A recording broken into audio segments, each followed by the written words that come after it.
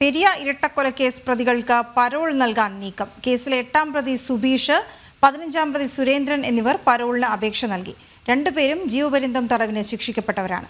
സുബീഷ് കൊലപാതകത്തിൽ നേരിട്ട് പങ്കെടുത്ത ആളുമാണ്. ഇതിന്റെ വിവരങ്ങളിലേക്കാണ് ഇനി പോകേണ്ടത്. അനഘ ഹർഷൻ ചേരുന്ന വിവരങ്ങളുമായി. പെരിയ ഇരട്ടക്കൊലക്കേസ് പ്രതികൾക്ക് അടക്കം നമുക്കറിയാം, ഈ സമീപകാല സംഭവങ്ങളിൽ തന്നെ CPM പ്രതികളായ കേസുകൾ അല്ലെങ്കിൽ അവർ ജയിലിൽ കഴിയുമ്പോൾ അവർക്ക് പരോൾ നൽകുന്നതും കേസുകളിൽ ജാമ്യം വഴിവിട്ട് നൽകുന്നതും ഒക്കെ തുടർച്ചയായ കാഴ്ചകളാണ്. ഇതിപ്പോൾ ഏറ്റവും ഒടുവിൽ പെരിയ ഇരട്ടക്കൊലക്കേസിലെ പ്രതികൾക്കാണ് പരോൾ നൽകാൻ വഴിവിട്ട നീക്കം നടക്കുന്നത്. 8ാം പ്രതി സുബീഷ്, 15ാം പ്രതി സുരേന്ദ്രൻ ഇവർ രണ്ടുപേരും പരോളിന് അപേക്ഷ നൽകിയിട്ടുണ്ട്. ഇവർക്ക് രണ്ടുപേർക്കും ജീവപര്യന്തം തടവാണ് ലഭിച്ചിരിക്കുന്നത്. ഈ സുബീഷ് ആകട്ടെ കൊലപാതകത്തിൽ നേരിട്ട് പങ്കെടുത്ത ആളുമാണ്. അനഘ ഹർഷൻ ചേരുന്ന വിവരങ്ങളുമായി. അനഘ, വിവരങ്ങൾ എന്താണ്?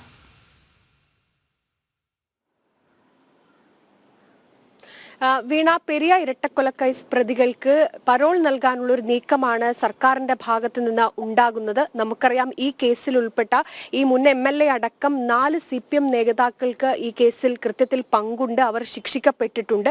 ഈ സാഹചര്യമൊക്കെ നിലനിൽക്കുമ്പോഴാണ് ഈ കേസിൽ കൃത്യമായി തന്നെ കൃത്യത്തിൽ ഉൾപ്പെട്ട ഈ 8ാം പ്രതി സുബീഷ്, 15ാം പ്രതി സുരേന്ദ്രൻ എന്നീ 2 പ്രതികൾക്കും ഇപ്പോൾ പരോൾ നൽകാനുള്ള ഒരു നീക്കം സർക്കാരിന്റെ ഭാഗത്തു നിന്ന് ഉണ്ടാകുന്നത്. ഈ 2 പ്രതികളും ജീവപര്യന്തം തടവിന് ശിക്ഷിക്കപ്പെട്ടവരാണ്. ഇതിൽ 8ാം പ്രതി സുബീഷ് കൃത്യത്തിൽ നേരിട്ട് പങ്കുകൊണ്ട ആളാണ് എന്നത് തെളിഞ്ഞ കാര്യവുമാണ്. ഈ പ്രതികളാണ് ഇപ്പോൾ പരോളിന് അപേക്ഷ നൽകിയിരിക്കുന്നത്. ഈ സംഭവവുമായി ബന്ധപ്പെട്ട് ജയിൽ അധികൃതർ നൽകുന്ന വിശദീകരണം, ഇത്തരത്തിൽ ജീവപര്യന്തം തടവിന് ശിക്ഷിക്കപ്പെട്ട പ്രതികൾ 2 വർഷം ഈ തടവ് ശിക്ഷ അനുഭവിച്ചു കഴിഞ്ഞാൽ അവർക്ക് പരോൾ നൽകാൻ കഴിയും എന്നൊരു വാദമാണ് ജയിൽ അധികൃതരുടെ ഭാഗത്ത് നിന്ന് വിഷയവുമായി ബന്ധപ്പെട്ട് ഉണ്ടാകുന്നത്.